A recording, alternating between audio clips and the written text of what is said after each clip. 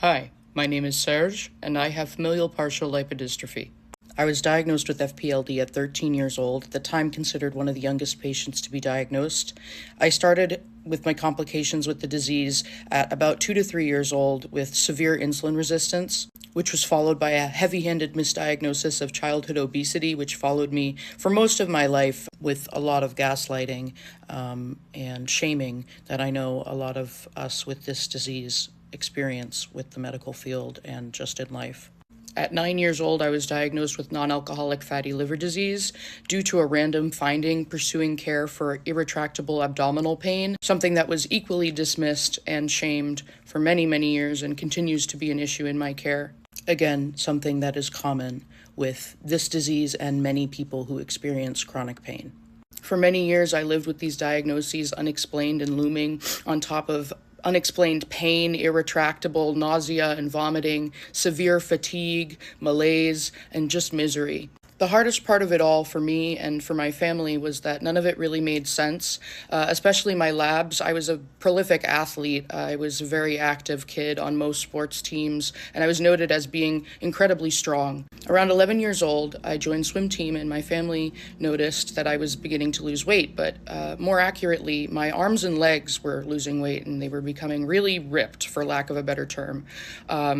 At first it was complimented, and then it was scrutinized, like, why was I shaped like that? A better question would be, why did I feel so sick? Around that same time, my type 1 diabetic uncle made the observation that I seemed hyperglycemic. And sure enough, he was correct, and my blood sugars were in the 600s, and for who knows how long.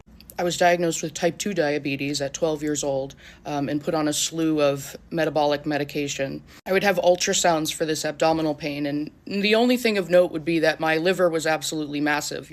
This active, albeit maybe a little bit chubby kid had a liver the size of an adult man. At age 13, I looked completely different from my friends.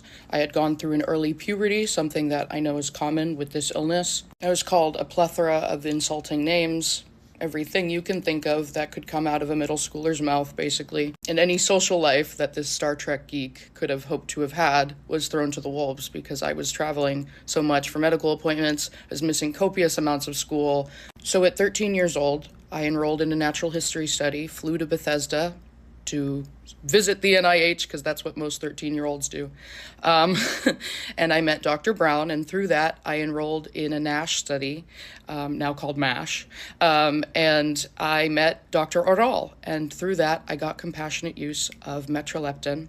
Unfortunately, I did develop antibodies, and I am no longer on leptin. But had I not gone through that experience, I would not know anything about this community or anything about lipodystrophy, period. So I am very grateful for that. But I really couldn't keep up socially. I was out of state getting medical care. I had a flip phone. And somehow middle schoolers aren't particularly empathetic when one of their friends is diagnosed with a rare incurable disease that has robbed the lives of some of their family and friends. Rather, they decided to make up rumors that I was contagious. For example, the acanthosis nigricans on my neck would be passed to them if they came in contact with me, or if they looked at me, they would just end up developing my fat distribution. It was sad. It was very sad. So I lost a lot of my friends. Middle school did its thing.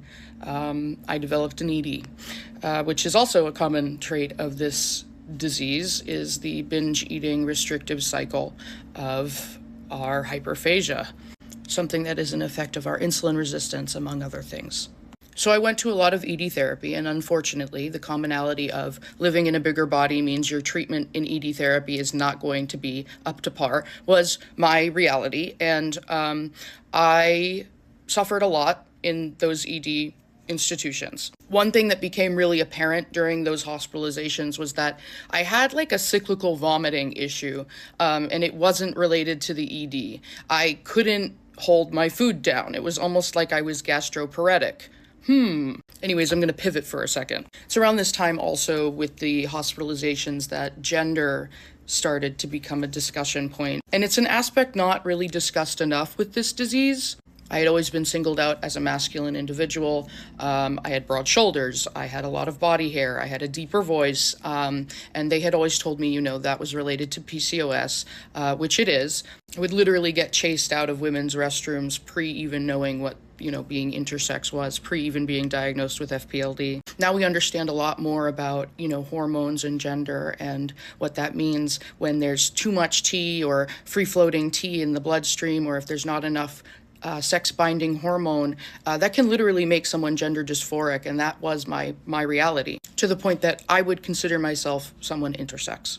As I started living my life more authentically, the happier I became, even as I physically become more disabled.